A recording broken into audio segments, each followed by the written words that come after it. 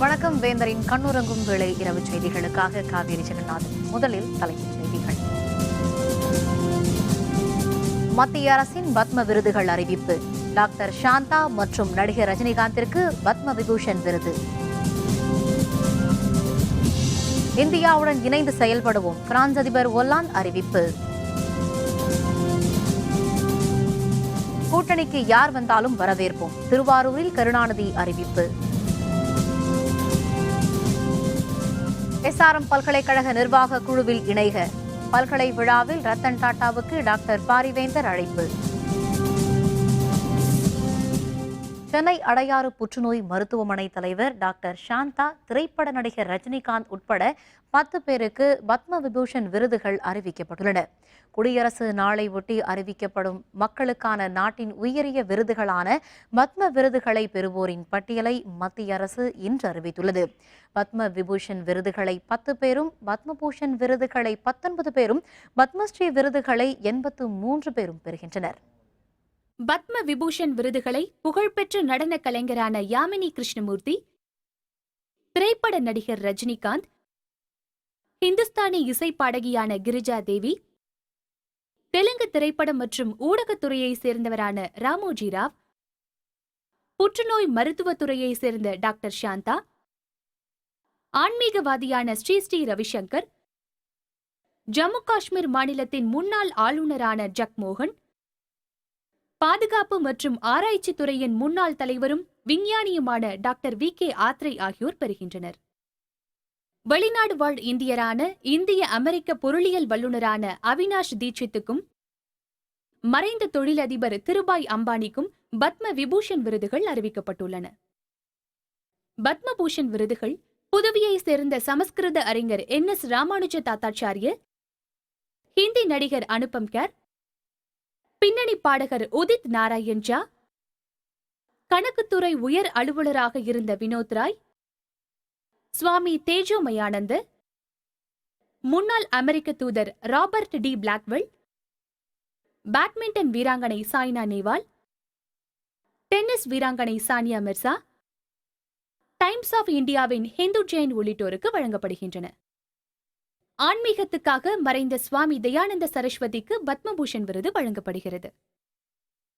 பத்மஸ்ரீ விருதுகளை பெறுவோர் பட்டியலில் ஹிந்தி நடிகர் அஜய் தேவ்கன், ஹிந்தி நடிகை பிரியங்கா சோப்ரா, பாகுபலி திரைப்பட இயக்குனர் SS ராஜமௌலி, அறிவியல் தொழில்நுட்ப பிரிவில் மயில்சாமி அண்ணாதுரை, தமிழகத்தை சேர்ந்த மருத்துவத்துறையில் டாக்டர் சந்திரசேகர் சேஷாத்ரி, சமூக பணிக்காக அருணாச்சலம் முருகானந்தம், சீனிவாசன் தாமல் உள்பட 83 பேர் இடம்பெற்றுள்ளனர். பத்ம விபூஷன் விருதை தனக்கு கிடைத்த விருதாக நினைக்கவில்லை என்றும், தன்னுடன் பணியாற்றும் அனைவருக்கும் கிடைத்த விருதுவதாக கருதுவதாகவும் விருது பெற்ற அடையாறு புற்றுநோய் மருத்துவமனை தலைவர் V. சாந்தா தெரிவித்துள்ளார். மேலும் புற்றுநோய் குறித்த விழிப்புணர்வை உருவாக்குவதில் மாநில, மத்திய அரசுகள் என்றும் அதிக அக்கறை செலுத்த வேண்டும் என்று அவர் கேட்டுக்கொண்டார். எனக்கு அது ரொம்ப சந்தோஷமாக இருக்குது. சந்தோஷம் எதுக்குன்னா, கேன்சர் இன்ஸ்டிடியூட்டை ரெக்கக்னைஸ் பண்ணி கொடுத்துருக்காங்க. அது எனக்குன்னு தனிப்பட்ட அவார்டாக நான் கருதவே இல்லை. எப்போவுமே எந்த அவார்டு வந்தாலும் நான் புற்றுநோய் ஹாஸ்பிட்டலுக்கு தான் வந்திருக்கு. அதனால தான் நாங்கள் இருக்கோம். நான் we are nothing without the Cancer Institute. So I thank the government for the recognition, and I thank all the staff of the Cancer Institute and all the patients who have given us the opportunity to be of service to them. விவசாயம், விண்வெளி ஆராய்ச்சி உள்பட பல துறைகளில் இந்தியாவும் பிரான்சும் இணைந்து செயல்படும் என பிரான்ஸ் அதிபர் பிரான்சுவா ஹொலாந்து தெரிவித்துள்ளார். தில்லியில் உள்ள ஹைதராபாத் இல்லத்தில் பிரதமர் மோடியும் பிரான்ஸ் அதிபரும் இரு நாடுகளிடையே பல்வேறு துறைகளில் உறவை மேம்படுத்துவது குறித்து பேச்சு நடத்தினர். இந்தியா, பிரான்ஸ் இடையே பாதுகாப்பு, பொருளாதாரம், கல்வி உள்ளிட்ட 13 முக்கிய ஒப்பந்தங்கள் இரு நாட்டு தலைவர்கள் முன்னிலையில் கையெழுத்தாகின. பின்னர் பேசிய பிரான்ஸ் அதிபர் பிரான்சுவா ஹொலாந்து, பாரிஸ் பருவநிலை மாநாட்டில் பிரதமர் மோடியின் செயல்பாடுகள் சிறப்பாக இருந்ததாகவும் அவை அனைவராலும் ஏற்றுக்கொள்ளத்தக்கவையாக இருந்ததாகவும் பாராட்டு தெரிவித்தார். அமைதியை விரும்பும் இந்தியாவும் பிரான்சும் தீவிரவாதத்தால் அதிகம் பாதிக்கப்படுவதாகவும், இதன் காரணமாக தீவிரவாதத்திற்கு எதிரான நடவடிக்கைகளில் இரு நாடுகளும் இணைந்து செயல்பட உள்ளதாகவும் பிரான்ஸ் அதிபர் பிரான்சுவா ஹொலாந்து குறிப்பிட்டார். இந்தியா, பிரான்ஸ் இடையே ரஃபேல் ரக விமானங்களுக்கான விற்பனை ஒப்பந்தம் கையெழுத்தாகி இருப்பதாக அவர் கூறினார். nos deux ministres de la Défense un accord intergouvernemental. C'est une étape décisive pour que l'Inde puisse acquérir ces avions et pour que la France les mette à la disposition d'un grand pays comme l'Inde. Je m'en félicite. பின்னர் செய்தியாளர்களுடன் பேசிய பிரதமர் மோடி இரு நாடுகளும் 18 ஆண்டுகளாக பல்வேறு துறைகளில் கூட்டாளியாக இருப்பதாக குறிப்பிட்டார். பிரான்சில் இருந்து 36 ரபேல் ஹெலிகாப்டர்களை வாங்க அந்நாட்டுடன் புரிந்துணர்வு ஒப்பந்தத்தில் இந்தியா கையொப்பமிட்டுள்ளது என்றும் பிரதமர் மோடி கூறினார். மனிதநேயத்திற்கு எதிரான தீவிரவாதத்தை ஒடுக்க இரு நாடுகளும் உறுதி பூண்டுள்ளதாக பிரதமர் மோடி தெரிவித்தார். पेरिस, पठानकोट तथा विश्व के अन्य शहरों पर हुए आतंकवादी हमले एक ऐसी ही चुनौती का एक भीषण स्वरूप है। आतंकवाद मानवता तथा मानव मूल्यों का दुश्मन है। विश्वास रखने वाले सभी देशों और शक्तियों को एकत्रित होना नितांत आवश्यक है। சட்டப்பேரவை தேர்தலுக்காக திமுக தலைமையிலான கூட்டணி கதவுகள் திறந்திருப்பதாகவும் எந்த கட்சி வந்தாலும் சேர்த்துக் கொள்வோம் என்றும் திமுக தலைவர் கருணாநிதி கூறியுள்ளார். 2 நாள் பயணமாக இன்று திருவாரூர் சென்றடைந்த கருணாநிதிக்கு சிறப்பான வரவேற்பு அளிக்கப்பட்டது. ஆயிரக்கணக்கான தொண்டர்கள் திரண்டு வந்து செண்டை மேளம் முழங்க கருணாநிதிக்கு வரவேற்பு அளித்தனர். பின்னர் இன்று காலை காட்டூரில் உள்ள அவரது தாயார் அஞ்சுகம் அம்மாளின் நினைவிடத்தில் மரியாதை செலுத்திய கருணாநிதி பின்னர் செய்தியாளர்களுடன் பேசினார். அதிமுக அரசின் செயல்பாடுகள் சொல்லிக் கொள்ளும்படி இல்லை என்றும் சட்டப்பேரவை தேர்தலில் திமுக வெற்றி பெறும் என்றும் தெரிவித்தார். மேலும் திமுக தலைமையிலான கூட்டணியில் எந்த கட்சி வந்தாலும் சேர்த்துக் கொள்வோம் என்றும் கருணாநிதி கூறினார். கூட்டணி இருக்கத்தக்க ஒன்றல்ல, கூட்டணி வர இருக்கத்தக்க ஒன்று. கட்சிகளை முதலில் தள்ள மாட்டோம்.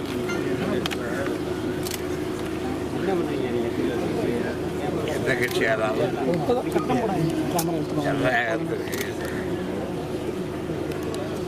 வெற்றி தெரிந்தவையால்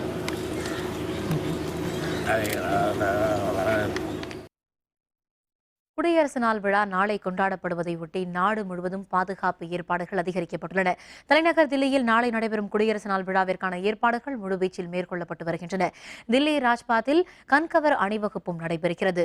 உள்நாட்டு பாதுகாப்பு மற்றும் வளர்ச்சியை பிரதிபலிக்கும் வகையில் அலங்கார ஊர்திகள் இதில் இடம்பெறுகின்றன. இது தவிர முதன்முறையாக பிரான்ஸ் நாட்டு படை வீரர்கள் பங்கேற்கும் அணிவகுப்பும் நடைபெறுகிறது. மேலும் குடியரசு நாள் விழாவில் சிறப்பு விருந்தினராக பிரான்ஸ் அதிபர் பிரான்சுவா ஹொலாந்து பங்கேற்கிறார். இதனிடையே குடியரசு நாள் விழா கொண்டாட்டங்களை சீர்குலைக்கும் வகையில் தீவிரவாதிகள் சதிச் செயலில் ஈடுபடலாம் என உளவுத்துறை எச்சரிக்கை விடுத்திருந்தது. இதைத் தொடர்ந்து நாடு முழுவதும் தீவிர சோதனை மேற்கொள்ளப்பட்டு தீவிரவாதிகள் என சந்தேகிக்கப்படும் 14 பேரை தேசிய புலனாய்வு அமைப்பினர் கைது செய்தனர். நாடு முழுவதும் முக்கிய இடங்களில் தேடுதல் மற்றும் கண்காணிப்பு நடவடிக்கைகள் தீவிரப்படுத்தப்பட்டுள்ளன. இதனிடையே மத்திய உள்துறை அமைச்சர் ராஜ்நாத் சிங் இல்லத்தில் உயர்நிலை பாதுகாப்பு குழு கூட்டம் இன்று நடைபெற்றது. இதில் தேசிய புலனாய்வு அமைப்பு, உளவுத்துறை உள்ளிட்ட பல்வேறு பாதுகாப்பு அமைப்புகளைச் சேர்ந்த உயர் அலுவலர்கள் பங்கேற்றனர். குடியரசு நாள் விழா, பாதுகாப்பு மற்றும் நாடு முழுவதும் மேற்கொள்ளப்பட்டு வரும் பாதுகாப்பு நடவடிக்கை உள்ளிட்ட அம்சங்கள் தொடர்பாக ஆலோசனை மேற்கொள்ளப்பட்டது. சின்னசேலத்தில் 3 மாணவிகளின் மரணம் தொடர்பாக கைது செய்யப்பட்ட கல்லூரி முதல்வர் கலாநிதி, கல்லூரி நிர்வாகி வாசுகியின் மகன் சேகர் வர்மா ஆகியோரை 15 நாள் காவலில் வைக்க நீதிமன்றம் உத்தரவிட்டுள்ளது. இந்த நிலையில் மாணவிகள் எழுதிய கடிதம் கைப்பற்றப்பட்டுள்ளதாக காவல்துறை தரப்பில் தெரிவிக்கப்பட்டுள்ளது. இது பற்றிய விரிவான தகவல்களை தருகிறார் நமது விழுப்புரம் செய்தியாளர் சுரேஷ். இந்த வழக்கு சம்பந்தமாக கல்லூரியோட முதல்வர் கலாநிதி என்பவரும் தாளாளர் மகன் சுவாகர் வர்மா ஆகிய 2 பேர் காலையில் காவல்துறையினர் கைது செய்யப்பட்டு தற்போது நீதிமன்றத்தில் ஒப்படைக்கப்பட்டு கடலூர் மத்திய சிறையில் 15 நாள் நீதிமன்ற காவலில் ஒப்படைக்கப்பட்டிருக்காங்க. அது மட்டும் இல்லாமல் இந்த கல்லூரியோட தாளாளர் வாசுகி என்பவர் தாம்பரம் நீதிமன்றத்தில் ஆஜர் பண்ணியிருக்காங்க. இதனிடையே பார்த்தீங்கன்னா தற்போது அந்த இறந்து போன 3 மாணவிகள் தங்களுடைய கைப்படம் எழுதிய 3 மாணவிகளுடைய கடிதம் தற்போது காவல்துறையினரிடம் சிக்கி இருக்கு. அந்த கடிதத்தில் பார்த்தீங்கன்னா இந்த கல்லூரியில் கல்லூரியில் வந்து முழுக்க வந்து அடிப்படை வசதிகள் கிடையாது, இந்த கட்டிட வசதி முழுவதுமே வந்து தங்களால் உருவாக்கப்பட்டது தான் அப்படின்னு முழுமையாக சொல்லியிருக்காங்க. அது மட்டும் இல்லாமல் எந்தவித கட்டணமும் வந்து முறையாக வந்து இவங்க பில்லுலாம் கொடுக்கறது இல்லை. கட்டணம் இது வரைக்கும் 6 லட்சம் ரூபா வந்து பணம் பெற்றிருப்பதாகவும், ஆனால் இதுவரை எந்தவித ரசீதும் இதுவரை கொடுக்கலன்னு சொல்லிட்டு அதில் முக்கியமாக குறிப்பிட்டிருக்காங்க. இது சம்பந்தமாக வந்து பல அதிகாரிகளை சந்தித்து வந்து புகார் அளித்து எந்தவித நடவடிக்கை எடுக்கலை. அதனால் வந்து எங்களுடைய மன உளைச்சிக்கு ஆளாயிட்டேன். எங்களுடைய பெற்றோர்களிடத்தில் எங்களுடைய கேரக்டரை பற்றி தவறான முறையில் வந்து அவங்க பிரச்சாரம் பண்ணியிருக்காங்க. அதனால் இதெல்லாம் வந்து நாங்கள் அழிக்கிறதுக்காக, இந்த தற்கொலைக்காக நாங்கள் வந்து இந்த சாவை நாங்கள் வந்து தேடி இருக்கோம் அப்படின்னு சொல்லி குறிப்பிட்டிருக்காங்க. இது வந்து இந்த கடிதத்தின் மூலம் இதை ஒரு ஆதாரமாக எடுத்து காவல்துறையினர் முக்கியமாக மேலும் வந்து இந்த வழக்கு சம்பந்தமாக வந்து மேலும் விசாரணையை முடிக்கியிருக்காங்க. வேந்தர் செய்திகளுக்காக விழுப்புரம் மாவட்ட ஆட்சியர் அலுவலகத்திலிருந்து ஆர். சுரேஷ். மருத்துவக் கல்லூரி மாணவி மோனிஷாவின் உடலை வரும் புதன்கிழமை வரை பாதுகாப்பாக வைத்திருக்க உயர்நீதிமன்ற நீதிபதி MM சுந்தரேஷ் உத்தரவிட்டுள்ளார். இதனிடையே இறந்தவர்களில் மோனிஷா தவிர மற்ற இருவரின் உடல்கள் உடற்கூறு ஆய்வு செய்யப்பட்டு பெற்றோரிடம் ஒப்படைக்கப்பட்டது. இந்நிலையில் மோனிஷாவின் தந்தை தமிழரசன் சார்பில் சென்னை உயர்நீதிமன்றத்தில் தாக்கல் செய்யப்பட்ட மனுவை விசாரித்த நீதிபதி MM சுந்தரேஷ் மாணவி மோனிஷாவின் உடலை பாதுகாப்பாக வைத்திருக்க காவல்துறைக்கு உத்தரவிட்டதுடன் இந்த மரணம் தொடர்பாக தமிழக அரசு வரும் புதன்கிழமைக்குள் பதிலளிக்க ஆணையிட்டுள்ளார். மேலும் சிபிசிஐடி விசாரணை இழப்பீடு தொடர்பாக நீதிபதி சுப்பையா விசாரணை நடத்துவார் என்றும் நீதிபதி சுந்தரேஷ் தெரிவித்துள்ளார். இதனிடையே விழுப்புரத்தில் தற்கொலை செய்து கொண்ட 3 மருத்துவ மாணவிகளின் மரணம் குறித்து தீவிர புலன் விசாரணை மேற்கொள்ள வேண்டும் என்று முதல்வர் ஜெயலலிதா உத்தரவிட்டுள்ளார்.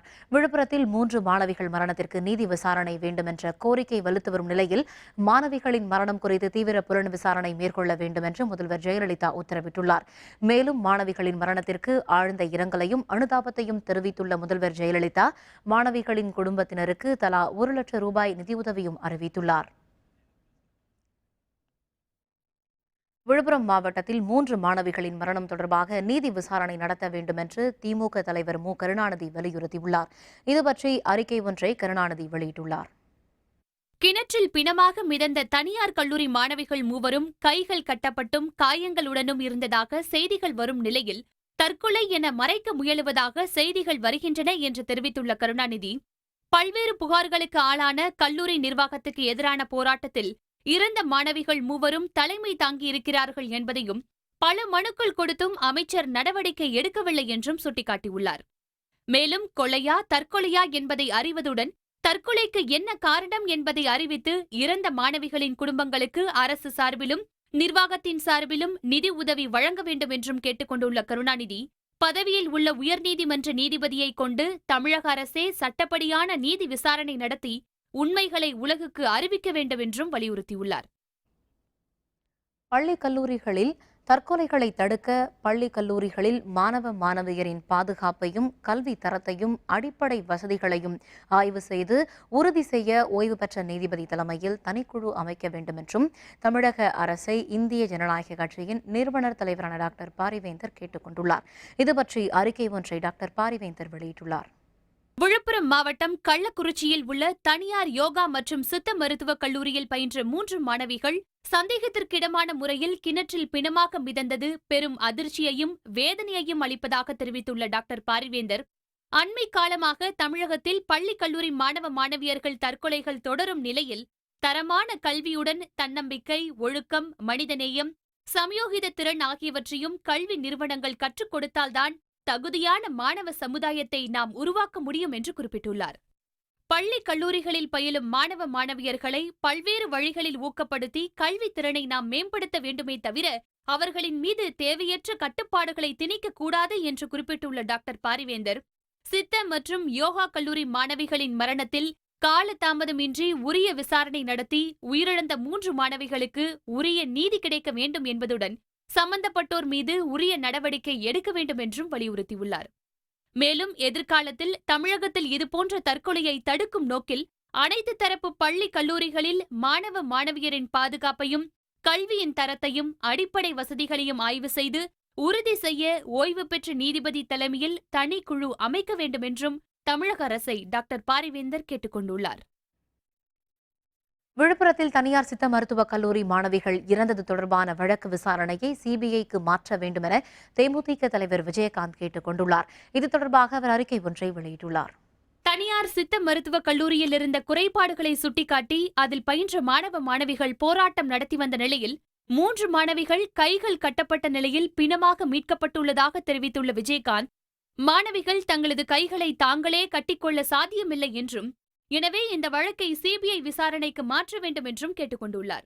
அங்கீகாரம் இல்லாமல் இத்தனை ஆண்டுகள் இந்த கல்லூரி நடைபெற்றது பற்றி கேள்வி எழுப்பியுள்ள விஜயகாந்த், ஏற்கனவே பலமுறை புகார் அளித்தும் நடவடிக்கை எடுக்கப்படாதது வன்மையாக கண்டிக்கத்தக்கது என கூறியுள்ளார். இந்த கல்லூரிக்கு சீல் வைத்ததோடு நின்றுவிடாமல் அங்கு பயின்று வரும் மாணவ மாணவிகளின் எதிர்காலத்தை கருத்தில் கொண்டு அவர்கள் அரசு கல்லூரியில் படிப்பதற்குரிய நடவடிக்கைகளை மேற்கொள்ள வேண்டுமென விஜயகாந்த் கேட்டுக் கொண்டுள்ளார்.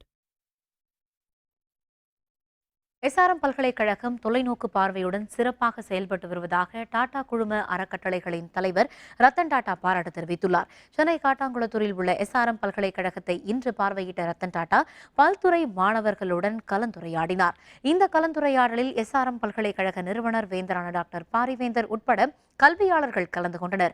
பின்னர் செய்தியாளர்களுடன் பேசிய டாடா குழும அறக்கட்டளைகளின் தலைவர் ரத்தன் டாடா, இந்த பல்கலைக்கழக மாணவர்களுடன் தாம் கலந்துரையாடியது மகிழ்ச்சி அளிப்பதாக தெரிவித்தார். மேலும் எஸ்ஆர்எம் பல்கலைக்கழகம் மிகச்சிறப்பாக செயல்பட்டு வருவதாகவும் ரத்தன் டாடா பாராட்டு தெரிவித்தார்.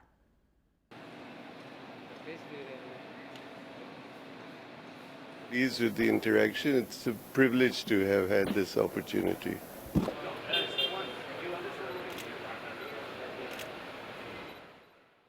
பின்னர் செய்தியாளர்களுடன் பேசிய எஸ்ஆர்எம் பல்கலைக்கழக நிறுவனர் வேந்தரான டாக்டர் பாரிவேந்தர், ரத்தன் டாடா போன்ற மிகப்பெரிய தொழிலதிபர்கள் எஸ்ஆர்எம் பல்கலைக்கழகத்திற்கு வந்துள்ளது பெருமை அளிப்பதாக குறிப்பிட்டார். இதன் மூலம் மாணவர்களுக்கு மிகப்பெரிய தூண்டுதல் ஏற்பட்டுள்ளதாகவும், எஸ்ஆர்எம் பல்கலைக்கழகத்தின் நிர்வாக குழுவில் இணையுமாறு ரத்தன் டாடாவுக்கு அழைப்பு விடுக்கப்பட்டுள்ளதாகவும் டாக்டர் பாரிவேந்தர் தெரிவித்தார். இந்தியாவினுடைய ஒரு மிகப்பெரிய தொழிலதிபர் ஒரு பல்கலைக்கழகத்தில் வருவது என்பதே அந்த பல்கலைக்கழகத்துக்கு பெருமை. அதை பார்க்குற அந்த மாணவர்களுக்கும் மிகப்பெரிய இன்ஸ்பிரேஷன், தூண்டுதல். நாமளும் தொழில் செய்யணுங்கிற அந்த ஆர்வம் வருது. அது மட்டும் இல்லை, சில பேர் கேள்விகள் கேட்டாங்க. என்னென்னா, நாங்கள் உங்களை தொடர்பு கொண்டு நீங்கள் எங்களுக்கு தொழில் துவங்க உதவி செய்வீர்கள் என்று கேட்டார்கள். அதற்கும் நீங்கள் தொடர்பு கொள்ளலாம் என்று மெயிலை கொடுக்குற அளவுக்கு அவர் முன் வந்திருக்கிறார். டாட்டா அவர்கள் இந்த பல்கலைக்கழகத்தோட நிர்வாக குழுவில் நீங்கள் சேரணும்னு சொல்லியிருக்கேன், நான் அதை யோசிக்கிறேன்னு சொல்லியிருக்காரு. மிக விரைவிலேயே மீண்டும் ஒரு முறை வர்றேன் அப்படின்னு சொல்லியிருக்காரு. அடுத்த முறை வரும்போது நாங்களாம் எதிர்பார்க்குற மாதிரி எஸ்ஆர்எம் பல்கலைக்கழகத்தோட நிர்வாக குழுவில் அவரும் இருக்க ஒத்துக்கொள்வார். அது நடக்கும்னு நினைக்கிறோம். டாடா குழுமத்தின் அங்கமான தனிஷ் நிறுவனத்திற்காக 24 கேரட் சுத்த தங்கத்தில் ஆபரணங்களை உருவாக்கும் தொழில்நுட்பத்தை எஸ்ஆர்எம் பல்கலைக்கழக மாணவர்கள் உருவாக்கியுள்ளதாக தெரிவித்த டாக்டர் பாரிவேந்தர், சந்தைக்கு வருவது தொடர்பான நடைமுறைகள் பேசப்பட்டு வருவதாகவும் தெரிவித்தார். டாடா தனிஷ் குழுமம் என்ன நினைச்சாங்க, 24 கேரட்லேயே நம்ம ஒரு நகை செஞ்சு கொடுக்கணும்னு ஆர்வப்பட்டு அதற்கான ஆராய்ச்சி ரிசர்ச் இங்கே கொடுத்தாங்க. எஸ்ஆர்எம் ரிசர்ச் டிபார்ட்மெண்ட்டு இது மாதிரி செம்பு மற்றெல்லாம் கலக்காமல் சுத்தமான அந்த 24 கேரட்லேயே நகைகள் செய்ய முடியும் அப்படிங்கிற ஆராய்ச்சி செஞ்சு அவங்க எதிர்பார்க்குற அளவுக்கு அந்த ஆராய்ச்சியை முடித்து இப்போ நகை வெளிவருவதற்கு தயாராக இருந்து கொண்டு இருக்கிறது. பேர் வைக்கிற பொழுது எஸ்ஆர்எம் டானிஷ்னு வைக்க சொல்லியிருக்கோம். 24 கேரட்டில் செய்யப்படுற தங்க நகைகள்லாம் எஸ்ஆர்எம் டானிஷ்னு வைக்க சொல்லியிருக்கோம். அதற்கான பேச்சுவார்த்தை நடந்து கொண்டு இருக்கிறது. வருங்காலத்தில் அது சரியாக எல்லாம் வந்தால், 2 பேரும் உடன்படிந்தால் நிச்சயமாக பெண்கள் அனைவரும் நகை போடுற அத்தனை பேரும் எஸ்ஆர்எம் மிக பெருமையாகவும், எஸ்ஆர்எம் நகை போடுவதில் டானிஷ்ங்கிறது மட்டுமில்லை, அதனுடைய உயிர்ப்பாக இருந்த எஸ்ஆர்எம் கூட நினைப்பாங்க.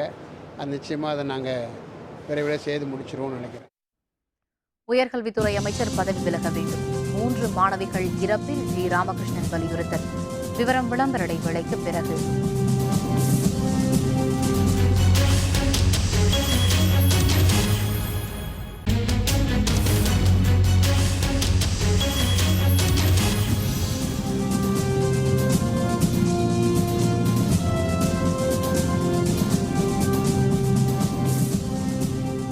செய்திகள் தொடர்கின்றன. பாரதிய ஜனதா கட்சியின் தேசிய தலைவராக தேர்ந்தெடுக்கப்பட்டுள்ள அமித்ஷாவுக்கு வாழ்த்து தெரிவித்துள்ள இந்திய ஜனநாயக கட்சியின் நிறுவனர் தலைவரான டாக்டர் பாரிவேந்தர் தமிழகத்தில் அரசியல் மாற்றம் ஏற்பட அமித்ஷாவின் தலைமையை வரவேற்கிறோம் என்று குறிப்பிட்டுள்ளார். இதுபற்றிய அறிக்கை ஒன்றை டாக்டர் பாரிவேந்தர் வெளியிட்டுள்ளார். பாரதிய ஜனதா கட்சியின் தேசிய தலைவருக்கான தேர்தலில் ஒருமனதாக தேர்ந்தெடுக்கப்பட்டுள்ள அமித்ஷாவின் தலைமை சரியான தருணத்தில் ஏற்பட்டுள்ள நிகழ்வு என்று குறிப்பிட்டுள்ள டாக்டர் பாரிவேந்தர், பிரதமர் நரேந்திர மோடியின் பல முன்னோடி திட்டங்களை மக்களிடம் கொண்டு செல்லும் தலையாய பணி அமித்ஷாவின் பொறுப்பில் இருப்பதாக தெரிவித்துள்ளார்.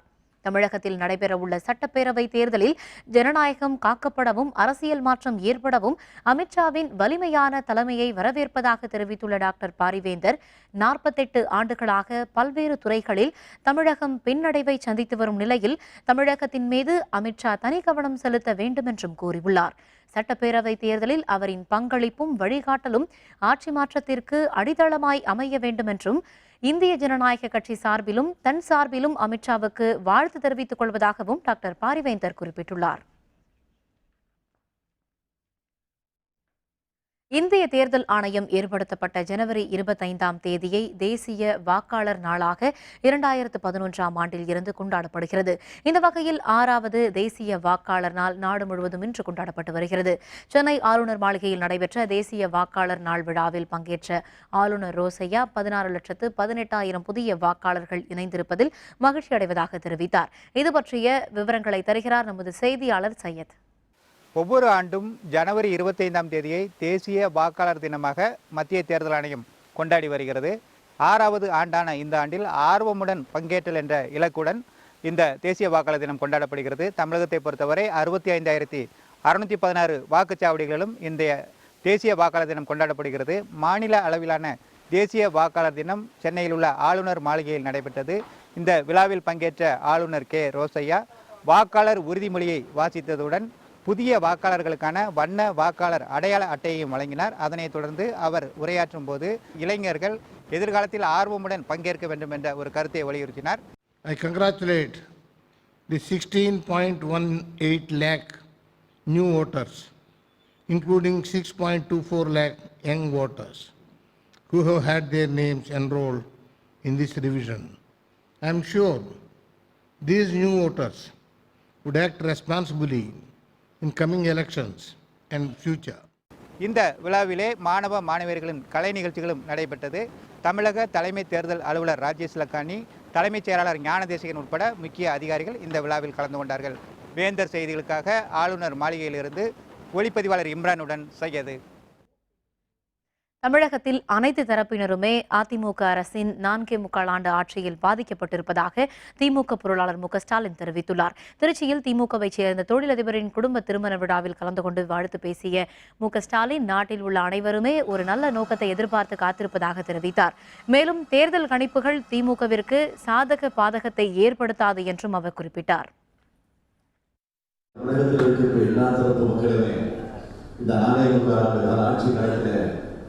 சொல்ல முடியாத துன்பங்களுக்கும் தொல்லைகளுக்கும் ஆளாக்கப்பட்டுக் கொண்டிருக்கிறார்கள். அந்த தொல்லையிலிருந்து அந்த துன்பத்திலிருந்து அவர்களை விடுவிக்க இந்த தமிழ்நாட்டை காப்பாற்ற நீங்கள் தயாராக இருக்க வேண்டும். திருச்சியில் உள்ள மொழிப்போர் தியாகிகள் நினைவிடத்தில் திமுக பொருளாளர் மு.க.ஸ்டாலின் மலர் வளையம் வைத்து அஞ்சலி செலுத்தினார். ஹிந்தி மொழியின் ஆதிக்கத்தை எதிர்த்து தங்களது உயிரை மாய்த்து கொண்ட கீழப்பழூர் சின்னசாமி, விராலிமலை சண்முகத்தின் நினைவிடத்தில் ஆயிரக்கணக்கான திமுக தொண்டர்களுடன் ஊர்வலமாக வந்து ஸ்டாலின் மலர் வளையம் வைத்து அஞ்சலி செலுத்தினார். பின்னர் தமிழ் மொழிக்காக உயிர் நீத்தவர்களுக்காக 2 நிமிடம் மௌன அஞ்சலி செலுத்தப்பட்டது.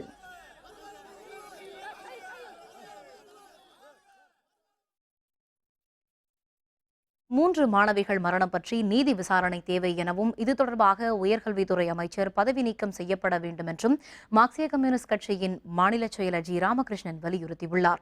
சிவகங்கையில் தேர்தல் நிதி பெறும் நிகழ்ச்சியில் பங்கேற்ற பின்னர் செய்தியாளர்களுடன் பேசிய அவர், மாற்று அரசியலுக்கான எழுச்சி மாநாடு மதுரையில் நாளை நடைபெறவுள்ளதாக குறிப்பிட்டார்.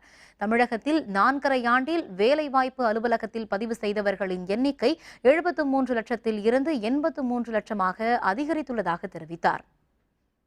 அடிப்படை கட்டுமானம் கோரி போராட்டம் நடத்திய மாணவிகள் மரணமுற்றிருக்கிறார்கள். அது கொலைதான், தற்கொலை அல்ல என்று 3 மாணவர்கள் பெற்றோர்களும் கருதுகிறார்கள். நீதி விசாரணை வேண்டும் என்று நாங்கள் வலியுறுத்துகிறோம். கட்டமைப்பு இல்லாத கல்லூரி நடக்குது அப்படின்னு உட்பட அதை அங்கீகாரத்தை ரத்து பண்ணிருக்கணும், அதையும் செய்யல. ஆகவேதான் இந்த ஆட்சியில இந்த உயர்கல்வித்துறை அமைச்சர் இருக்கார்கள், அவர் பதவி நீக்கம் செய்யணும்னு என் கட்சி அறிக்கையில் நாங்கள் சொல்லியிருக்கோம். விழுப்புரம் கல்லூரி மாணவிகளின் இறப்பு குறித்து நீதி விசாரணை நடத்தப்பட வேண்டும் என விடுதலை சிறுத்தைகள் கட்சித் தலைவர் தொல் திருமாவளவன் கோரிக்கை விடுத்துள்ளார். மொழிப்போர் தியாகிகள் நாளை ஒட்டி சென்னை மூலகொத்தளத்தில் உள்ள மொழிப்போர் தியாகிகள் நடராஜன் தாளமுத்து நினைவிடத்தில் விடுதலை சிறுத்தைகள் கட்சித் தலைவர் தொல் திருமாவளவன் மலர் வளையம் வைத்து இன்று அஞ்சலி செலுத்தினார். இதற்கு முன்னதாக மொழிப்போர் தியாகிகளுக்கான வீரவணக்க பொதுக்கூட்டத்தில் உரையாற்றிய பின்னர் செய்தியாளர்களுடன் பேசிய தொல் திருமாவளவன் விழுப்புரம் மருத்துவ மாணவிகளின் இறப்பு குறித்து நீதி விசாரணை நடத்தப்பட வேண்டும் என்று வலியுறுத்தினார். இதற்கு முழுக்க தமிழக அரசே பொறுப்பேற்க வேண்டும். அந்த குடும்பத்திற்கு தலா 25 லட்சம் ரூபாய் உடனடியாக இழப்பீடு வழங்க வேண்டும். அந்த குடும்பத்தில் ஒருவருக்கு வேலை வாய்ப்பு வழங்க வேண்டும். நீதி விசாரணைக்கு ஆணையிட வேண்டும். செயலிழந்து கிடந்த அதிகாரிகள் மீது நடவடிக்கை எடுக்க வேண்டும் என்று விடுதலை சிறுத்தைகள் கேட்டுக்கொள்கிறது. கடந்த 4.5 ஆண்டுகளில் தமிழகத்தில் மக்களுக்கு பயன் தரும் எந்த நலத்திட்டங்களும் நிறைவேற்றப்படவில்லை என்று திமுக நாடாளுமன்ற உறுப்பினரும் மாநில மகளிர் அணி செயலருமான கனிமொழி கூறினார். நாகர்கோவிலில் செய்தியாளர்களுடன் பேசிய அவர் மீனவர்கள் தொடர்ந்து சிறைபிடிக்கப்பட்டு வருவதாக சுட்டிக்காட்டினார். தமிழக மக்களுக்கு எந்த நலனையும் மத்திய மாநில அரசுகள் கொண்டு சேர்க்கவில்லை என்றும் தமிழகத்தில் துப்பாக்கி கலாச்சாரம் தொடங்கியுள்ளதாக கனிமொழி கூறினார். கடந்த 4.5 ஆண்டுகளாக தமிழகத்தில் ஒரு ஆட்சியே நடைபெறவில்லை. மக்களுக்கான எந்த நல்ல திட்டங்களையும் கொண்டு வராமல் தொழில் வளர்ச்சியோ விவசாயிகளுக்கு பயன் தரக்கூடிய விஷயங்களோ தொழில் முனைவோரை தமிழகத்திற்கு கொண்டு வருவதோ படித்தவர்களுக்கு வேலை கிடைக்கக்கூடிய வாய்ப்பை உருவாக்கக்கூடிய எந்த திட்டங்களோ எதுவுமே செய்யாத ஒரு ஆட்சி இந்த ஆட்சி. புதுக்கோட்டை அருகே கிராம மக்களுக்கு சொந்தமான இடத்தில் அரசு கட்டடம் அமைக்க எதிர்ப்பு தெரிவித்து மறியலில் ஈடுபட்டவர்களை காவல்துறையினர் கைது செய்தனர். ஆலங்குடி அருகே உள்ள கொத்தக்கோட்டை ஊராட்சிக்குட்பட்ட 14 கிராமங்களைச் சேர்ந்த மக்களுக்கு சொந்தமான முனீஸ்வரர் கோவில் உள்ளது. இந்த கோவிலிடத்தில் மத்திய அரசு நிதியில் இருந்து கிராம சேவை மையம் கட்டப்பட்டு வருகிறது. இது தொடர்பாக நீதிமன்றம் சென்ற கிராம மக்கள் கட்டடம் கட்ட இடைக்கால தடை பெற்றனர். இந்த நிலையில் தடையை மீறி கட்டடம் கட்டும் பணி நடைபெற்று வருவதாக கூறும் கிராம மக்கள் இதனை கண்டித்து வம்பன் சாலையில் மறியலில் ஈடுபட்டனர். இதனையடுத்து அவர்களை காவல்துறையினர் கைது செய்தனர். மயிலாடி என்று சொல்லக்கூடியவர்களுக்கு சொந்தமான ஆலய இடத்தில் அரசு கட்டிடம் கட்டுவதற்கு முயற்சிக்கின்றார்கள். அந்த மறைமுகமாக வகை மாற்றம் செய்து பட்டா வழங்குவதை நிறுத்தி அந்த மயிலாடிகளுக்கு சொந்தமான முனீஸ்வரர் ஆலயம் இந்த இடத்தில் இருக்க வேண்டும். தருமபுரியில் உள்ள கேசரி குலியல்லா அணையில் இருந்து பாசனத்திற்காக இன்று தண்ணீர் திறக்கப்பட்டதால் விவசாயிகள் மகிழ்ச்சியில் உள்ளனர். தருமபுரியில் கடந்த மாதம் பரவலாக பெய்த கனமழையினால் மாவட்டத்தில் உள்ள வாணியாறு, வரட்டாறு உள்ளிட்ட அணைகளில் இருந்து பாசனத்திற்காக தண்ணீர் திறக்கப்பட்டது. ஆனால் கேசரி குலியல்லா அணையில் இருந்து மட்டும் தண்ணீர் திறக்காததால் அணையில் இருந்து நீர் திறக்க கோரி விவசாயிகள் தமிழக அரசுக்கு கோரிக்கை விடுத்தனர். இதனை ஏற்ற தமிழக அரசு நீர் திறக்க உத்தரவிட்டதை அடுத்து மாவட்ட ஆட்சித்தலைவர் விவேகானந்தன் மலர் தூவி அணையை திறந்து வைத்தார். வினாடிக்கு 30.34 கனஅடி வீதம் 105 நாட்களுக்கு நீர் திறக்கப்பட உள்ளது. இதன் மூலம் திருமல்வாடி, நல்லூர் உள்ளிட்ட 4000 ஏக்கர் விளைநிலங்கள் பாசன வசதி பெறும். கசகுல டேம்லேருந்து தண்ணி திறந்துக்கு நாங்கள் அரசாங்கத்தை கேட்டிருந்தோங்க. அரசாங்கம் இன்னைக்கு தண்ணி திறந்துருக்குதுங்க. எங்களுக்கு வேணும் பொருளவு இப்போ ஒரு 105 நாட்கள் இந்த பயன்படுங்க. இந்த தண்ணியை பயன்படுறதுனால எங்களுக்கு விவசாயம் நல்லா மகிழ்ச்சியாக இருக்குதுங்க. நல்லா இப்போ பணிய ஆரம்பிச்சிட்டுங்க. இப்போ சவந்து ரோஜா, மீதி ராகி, கேழ்வரகு அதெல்லாம் நட ஆரம்பிச்சிட்டுங்க. திருவள்ளூர் அருகே மழை வெள்ளத்தால் பாதிக்கப்பட்ட கிராம மக்கள் நிவாரணம் கோரி வங்கியை முற்றுகையிட்டு போராட்டத்தில் ஈடுபட்டனர். திருவள்ளூர் மாவட்டம் சோழவரம் அடுத்த அருமந்தை, ஞாயிறு, பூதூர், பெருங்காவூர், திருநிலை ஆகிய பகுதிகளில் கொற்றலை ஆற்றின் கரை உடைத்து வெள்ள நீர் புகுந்ததால் அங்கு வசிக்கும் மக்கள் பாதிக்கப்பட்டனர். இந்த நிலையில் வெள்ளத்தால் பாதிக்கப்பட்டவர்களுக்கு தமிழக அரசு அறிவித்துள்ள நிவாரணத் தொகை தங்களுக்கு வழங்கப்படவில்லை என்று கிராம மக்கள் புகார் தெரிவிக்கின்றனர். இதனிடையே பெருங்காவூரில் உள்ள வங்கியை முற்றுகையிட்ட அவர்கள் போராட்டத்தில் ஈடுபட்டனர். மேடு, அப்புறம் பூதூர், தர்கா எல்லாம் ஃபுல்லாக தண்ணி நாங்கள் எல்லாமே வெள்ளத்தில் தான் சார் இருந்தோம். வெள்ள நிவாரணமே தரல, ரொம்ப கஷ்டப்படுறோம். நாங்கள் எங்கள் ஊர் அருமந்தை பேங்க்குக்கு வந்தால் இங்கே காசு வரலன்றாங்க. நாங்கள் என்ன சார் பண்ணுறது? நாங்கள் அதனால தான் நாங்கள் போராட்டம் நடத்துகிறோம். பிரபல நடிகை கல்பனா இன்று காலை ஹைதராபாத்தில் காலமானார். அவருக்கு வயது 51. தெலுங்கு படப்பிடிப்புக்காக ஹைதராபாத்தில் உள்ள ஹோட்டலில் தங்கியிருந்த கல்பனாவுக்கு இன்று அதிகாலை மாரடைப்பு ஏற்பட்டது. தனியார் மருத்துவமனையில் அனுமதிக்கப்பட்ட அவர் சிகிச்சை பலனின்றி உயிரிழந்தார். நடிகை ஊர்வசியின் சகோதரியான கல்பனா சின்ன வீடு, சதி லீலாவதி, காக்கிச்சட்டை போன்ற ஏராளமான தமிழ் படங்களில் நடித்துள்ளார். குழந்தை நட்சத்திரமாக 1983 நடிக்க ஆரம்பித்த கல்பனா இதுவரை 300க்கும் அதிகமான படங்களில் நடித்துள்ளார். திருவாரூர் மாவட்டம் குடவாசலில் அரசுக்கு சொந்தமான கிடங்கு அருகே நிறுத்தப்பட்டிருந்த லாரிகளில் ஏற்பட்ட தீ விபத்தில் அதில் இருந்த 570 மூட்டை அரிசி எரிந்து சேதமானது. தமிழ்நாடு அரசு நுகர்பொருள் வாணிப கழகத்திற்கு சொந்தமான இந்த கிடங்கில் இருந்து குடவாசல் மற்றும் அதனை சுற்றியுள்ள பகுதிகளில் உள்ள நியாய விலை கடைகளுக்கு அரிசி கொண்டு செல்லப்படுகிறது. இந்த நிலையில் கிடங்கிற்கு அருகே அரிசியுடன் நிறுத்தி வைக்கப்பட்டிருந்த 2 லாரிகளில் திடீரென தீப்பற்றியது. இதில் 20 லட்சம் ரூபாய் மதிப்பிலான அரிசி மூட்டைகள் எரிந்து சேதமாகின. இதுபற்றி காவல்துறையினர் வழக்கு விசாரித்து வருகின்றனர். நள்ளிரவு ஒரு மணி 2 மணி சுமாருக்கு இந்த வண்டி ஃபயர் பிடிச்சிருக்கு. இங்கே எந்த வித ஒரு பாதுகாப்பும் கிடையாது. வந்த வண்டி இறக்காம நிப்பாட்டினது அதிகாரிகளோட மெத்தனம். அசம்பாவிதம் ஏற்பட்டு எதனால இன்னும் எங்களுக்கு தெளிவாக தெரியல. உரிய விசாரணை நடத்தி அதுக்கு தீர்வு காணணும்னு எங்களுக்கு கேட்டுக்கொள்கிறோம்.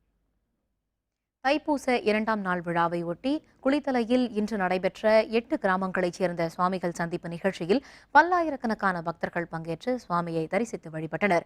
கரூர் மாவட்டம் குளித்தலை கடம்பனேஸ்வரர் கோவிலில் தைப்பூச 2ஆம் நாள் விழா இன்று நடைபெற்றது. இதில் முசிறி, பெட்டவாய்த்தலை, ஐயர்மலை, ராஜேந்திரம் உள்ளிட்ட 8 கிராமங்களில் உள்ள கோவில்களில் உள்ள சுவாமிகளின் சந்திப்பு நடைபெற்றது. இதையொட்டி இந்த 8 கிராமங்களில் இருந்தும் சுவாமிகளின் சிலைகள் குளித்தலைக்கு ஊர்வலமாக எடுத்து வரப்பட்டது. இன்று மாலை காவிரி ஆற்றில் நடைபெறும் தீர்த்தவாரி நிகழ்ச்சிக்கு பிறகு சுவாமிகளின் சிலைகள் அந்தந்த ஊர்களுக்கு ஊர்வலமாக கொண்டு செல்லப்பட உள்ளன. இந்த சுவாமிகள் சந்திப்பு விழாவில் பல்லாயிரக்கணக்கான பக்தர்கள் பங்கேற்று சுவாமிகளை தரிசனம் செய்து வழிபட்டனர்.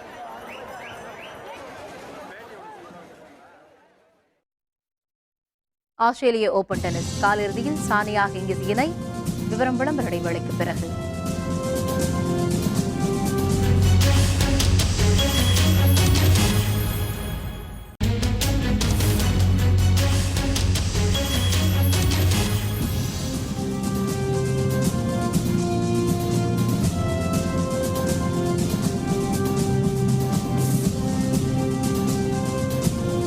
செய்திகள் தொடர்கின்றன.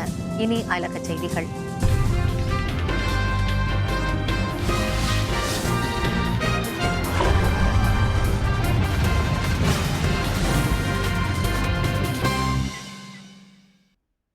ஏமனில் சவுதி படையினர் நடத்திய வான்வழி தாக்குதலில் நீதிபதி உட்பட 8 பேர் கொல்லப்பட்டனர்.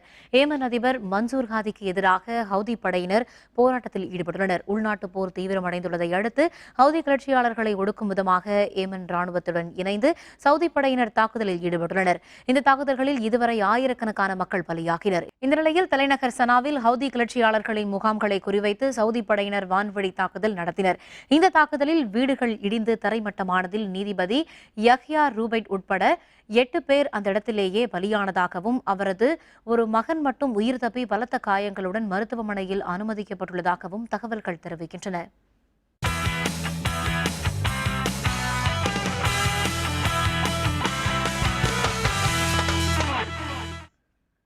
ஆஸ்திரேலிய ஓபன் டென்னிஸ் பெண்கள் இரட்டையர் பிரிவு ஆட்டத்தில் இந்தியாவின் சானியா மிர்சா, சுவிட்சர்லாந்தின் மார்டினா ஹிங்ஸ் இணை காலிறுதி சுற்றுக்கு முன்னேறியது. ரஷ்யாவின் ஸ்வெட்லானா, இத்தாலியின் ராபர்டா வின்சியை எதிர்கொண்ட இந்த இணை 6-1, 6-3 என்ற நேர்செட்டில் வெற்றி பெற்றது. 21 நிமிடங்கள் மட்டுமே நீடித்த இந்த போட்டியில் வென்றதன் மூலம் சானியா மிர்சா, மார்டினா ஹிங்ஸ் இணை காலிறுதி சுற்றுக்கு முன்னேறியதுடன் தொடர்ச்சியாக 33வது வெற்றியையும் பதிவு செய்தது.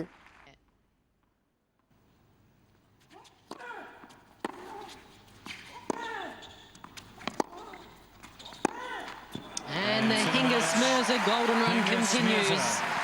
Now just 2 wins away from a spot in the final. 6-1, Class Kuznetsova and Vinci. 6-1. ஆண்கள் ஒற்றையர் போட்டியில் கனடாவின் மிலாஸ் ஜோனிக்கிடம் சுவிட்சர்லாந்தின் வாவ்ரின்கா தோல்வியடைந்தார். 2 மணி நேரத்திற்கும் மேலாக நீடித்த இந்த போட்டியில் 6-4, 6-3, 5-7, 4-6, 6-3 என்ற செட் கணக்கில் மிலாஸ் ஜோனிக் வெற்றி பெற்றார். மீண்டும் தலைப்புச் செய்திகள். மத்திய அரசின் பத்ம விருதுகள் அறிவிப்பு. டாக்டர் சாந்தா மற்றும் நடிகர் ரஜினிகாந்திற்கு பத்ம விபூஷன் விருது. இந்தியாவுடன் இணைந்து செயல்படுவோம், பிரான்ஸ் அதிபர் ஹொலாந்து அறிவிப்பு. கூட்டணிக்கு யார் வந்தாலும் வரவேற்போம், திருவாரூரில் கருணாநிதி அறிவிப்பு. SRM பல்கலைக்கழக நிர்வாக குழுவில் இணைக பல்கலை விழாவில் ரத்தன் டாடாவுக்கு டாக்டர் பாரிவேந்தர் அழைப்பு. இத்துடன் வேந்தரின் கண்ணுறங்கும் வேளை இரவு செய்திகள் நிறைவடைந்தன. மீண்டும் நாளை காலை 8 மணிக்கு இளங்கதிர் காலை செய்திகளில் சந்திப்போம். வணக்கம்.